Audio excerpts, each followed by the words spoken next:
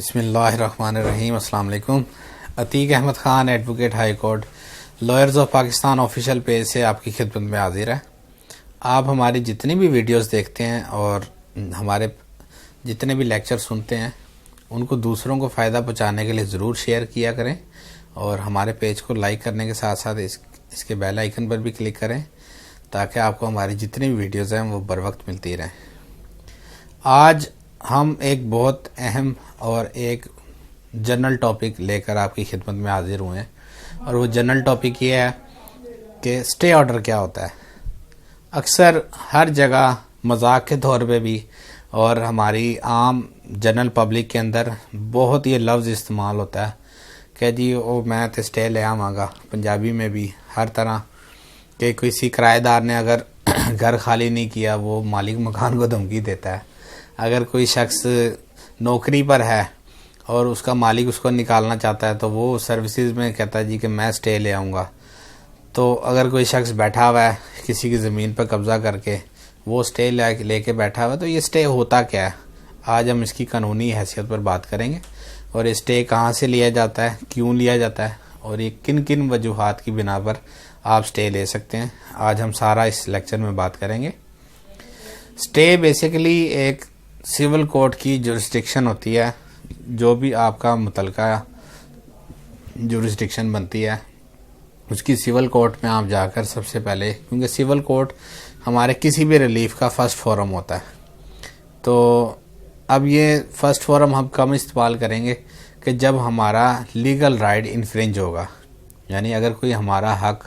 سلب کرتا ہے، ہمیں کسی حق سے محروم کرنا چاہتا ہے یا کرنا چاہتا ہے یا کر دیا ہے، تو ہم اس کے اوپر سٹے لے سکتے ہیں۔ فرض کریں کہ اگر میرا گھر ہے اور میں وہ گھر بنانا چاہتا ہوں، اور گھر میرے وہ اپنے نام ہے، کیونکہ ملکیت ہونا بھی ضروری ہے، تو اگر محکمے والے مجھے تنگ کر رہے ہیں بلا وجہ، یا کسی طرح سے میں کوئی تعمیرات کرتا ہوں اور وہ تعمیرات آگے توڑ دیتے ہیں، تو میں ان کو روکنے کے لیے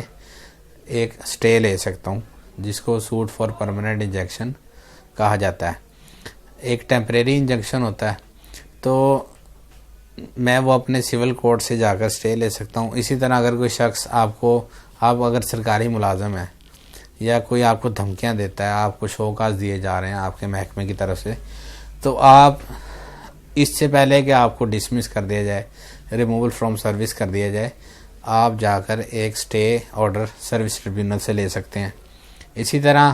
اگر کوئی شخص آپ کا بجلی کا میٹر اتارنے آ گئے ہیں واپڈا والے، یا وہ آپ کو اوور چارجنگ کر رہے ہیں اور دھمکیاں دے رہے ہیں کہ جی ہم آپ کا بجلی کا یا گیس کا میٹر اتار کر لے جائیں گے، تو آپ وہ میٹر اتارنے سے پہلے بھی ایک سٹے آرڈر لے سکتے ہیں کہ یہ ہمیں زیادہ اوور چارجنگ نہ کریں اور ہمارا میٹر نہ اتاریں۔ اس کے علاوہ کافی سارے معاملات ہیں، جیسے فرض کریں کہ آپ کا کوئی پراپرٹی ڈسپیوٹ ہے اور اس کے کافی سارے مالک ہیں، تو ایک مالک اگر آپ کو بغیر بتائے اس پراپرٹی کو بیچنا چاہتا ہے، اور آپ کے علم میں وہ بات آتی ہے کہ کوئی شخص آپ کو بتائے بغیر آپ کی پراپرٹی جو آپ کی جوائنٹ پراپرٹی ہے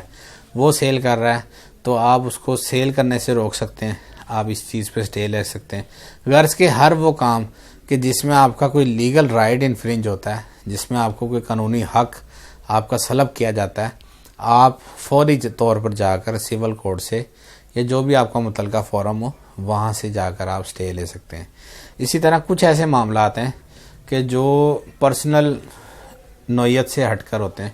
ہماری جتنی بھی ویڈیوز ہوتی ہیں اس میں ہم کوشش کرتے ہیں کہ آسان زبان میں آپ کو سمجھائیں، کیونکہ لیگل ٹرمینالوجیز میں کافی ایسے ورڈز ہیں، جیسے ان پرسونم ہے، جوڈی کاٹا ہے، یہ کافی ایسے لفظ ہیں جو عام آدمی کو سمجھ نہیں آتے، اس لیے ہماری کوشش ہوتی ہے کہ آسان الفاظ میں، آسان اردو میں آپ کو سمجھایا جائے۔ کچھ ایسے میٹرز ہیں جیسے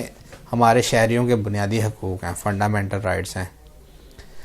اگر کوئی آپ کو وہ انفرنج کرتا ہے، کہیں پر داخلہ منع کر دیا جاتا ہے کسی شخص کا کہ وہ کسی ریسٹورنٹ میں نہیں جائے گا، کسی آفس میں نہیں جائے گا،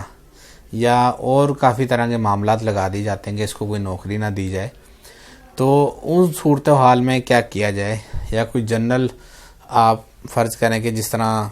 اورنج لائن ٹرین بن رہی تھی، تو اس سے پہلے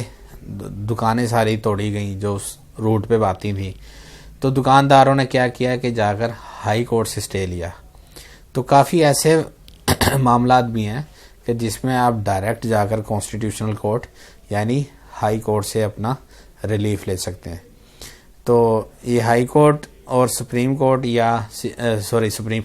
سول کورٹ سے سٹے لینے کے لیے آپ کسی بھی وکیل صاحب کے پاس جائیں اور ان کو اپنے متعلق سارے معلومات دیں. وہ انشاءاللہ آپ کی ضرور رہنمائی کریں گے. امید ہے کہ آپ کو ہماری آج کی ویڈیو پسند آئی ہوگی. شکریہ.